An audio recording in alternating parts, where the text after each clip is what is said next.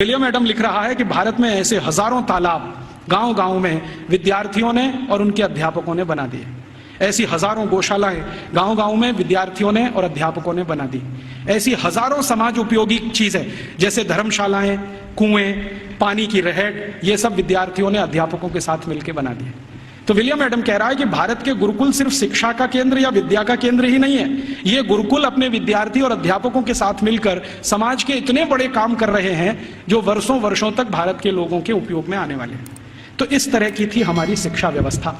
अब क्या हुआ, इस शिक्षा व्यवस्था को जब मैकॉले ने पूरे ठीक से डिस्क्राइब किया लंदन में, तो लंदन में ब्रिटिश पार्लियामेंट के सभी सांसदों ने कहा कि अगर ऐसी शिक्षा व्यवस्था भारत में है तो भारत तो बहुत समृद्धशाली है, पैसे वाला है, ये हमें समझ में आता है।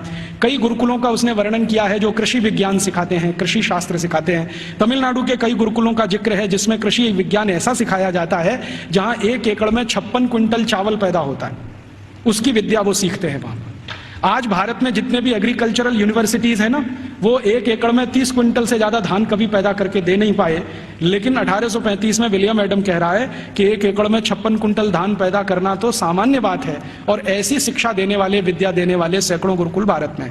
तो कुछ कृषि सिखाते हैं, कुछ मेटलर्जी सिखाते हैं, कुछ कंस्ट्रक्शन इंजीनियरिंग में सिखाते हैं, कुछ और कुछ सिखाते होंगे। ऐसे 18-20 विषयों के सारे ये गुरुकुल हैं।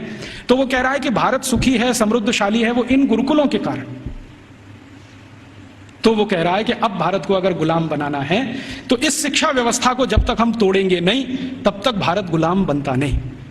तो फिर उसको पूछ रहा है इंग्लैंड का राजा कि अब आपके पास क्या योजना है।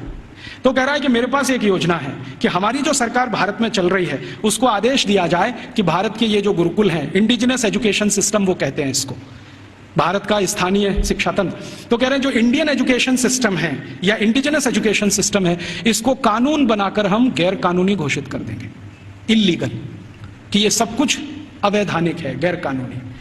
उसके लिए कानून बना देंगे लंदन में, यहां से वो चला जाएगा भारत में, उसको लागू करा देंगे। थोड़े दिन में ये सब गुरुकुल बंद हो जाएंगे, क्योंकि हमारे पास जब कानून आ जाएगा तो कानून के डंडे से हम इनको बंद करा देंगे कि ये इल्लीगल है, बंद करो। नहीं बंद करेंगे तो दंड देंगे उनको, थोड़े दिन में दंड देते देते अपने आप बंद हो जाएंगे। तब अंग्रेजों की संसद ने एक कानून बनाया जिसका नाम है इंडियन एजुकेशन एक्ट,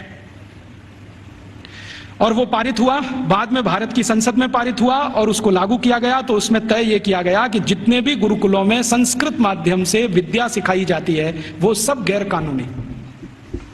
फिर कहा गया कि जितने भी गुरुकुलों में स्थानीय भाषाओं की मदद से, जैसे तेलुगु, तमिल, कन्नड़, मलयालम, मराठी, गुजराती, इनके माध्यम से विद्या दी जाती है वो भी गैर कानूनी। तो कानूनी क्या? कानूनी वो जहां अंग्रेजी के माध्यम से शिक्षा दी जाती है वो कानूनी। तो मैकॉले ने क्या किया, ये कानून लागू करा के फिर भारत के गुरुकुलों पर डंडा चलाया, बुलडोजर चलवाए, एक एक करके उनका नाश किया।